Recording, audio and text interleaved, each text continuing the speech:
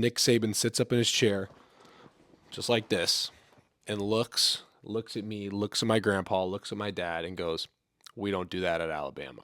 Today's story is going to be my first time meeting Nick Saban. I had just been offered by the University of Alabama. Me, my dad, and my grandpa decided to go out for a visit. We landed, they picked us up, took us to the facilities, did the photo shoot, met all the coaches, toured the campus, pretty much everything that you do on a recruiting visit. At the end of the visit, it was time to go meet Coach Saban in his office. Like immediately as you got up to the office levels, you could tell the vibe changed. Like it was super serious. Nobody was joking around. And me and my family were pretty like laid back and we joke about pretty much everything. So we get into Nick Saban's office. He's kind of giving me the recruiting pitch. And my grandpa decides to tell Nick Saban about a dream that he had the night before. My grandpa had a dream that I did not commit to Alabama, and because I didn't commit, Nick Saban drove to Tampa, Florida, picked my grandpa's boat up with a crane, dropped it, and set it on fire. I'm sitting in a chair just like this, looking at Nick Saban and my grandpa tell Nick Saban this entire story about his dream.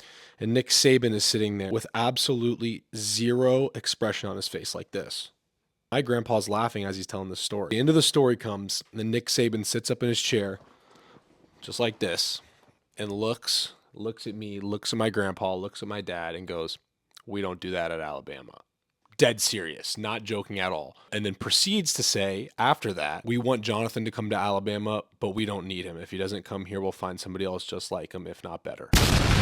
Verbatim, exactly what Nick Saban said to me, my dad, and my grandpa. Listen, honestly, I loved it. It was probably one of the most truthful and transparent conversations I had with coaches during my recruiting process, but he did not find my grandpa's dream funny at all. And my poor grandpa, who's a huge college football fan, obviously Nick Saban's a legend, is sitting there like shocked that Nick Saban didn't find his dream funny at all. Because my grandpa did have this dream. He told me about it the night that it happened, like in the hotel when we woke up the next morning. When we woke up in the hotel and he told me that, he goes, "Would you be embarrassed if I told Nick Saban the story?" And I said, "No, I think it's hilarious." So that's the story of my first time meeting Nick Saban, the interaction that my family had with him. Awesome coach, obviously a legend, but figured it was pretty funny to share. Let me know if you like this series. I have some crazy stories about my recruiting process and also while I was playing football, maybe some even crazier stories. Comment and follow, and I'll keep sharing stories like this.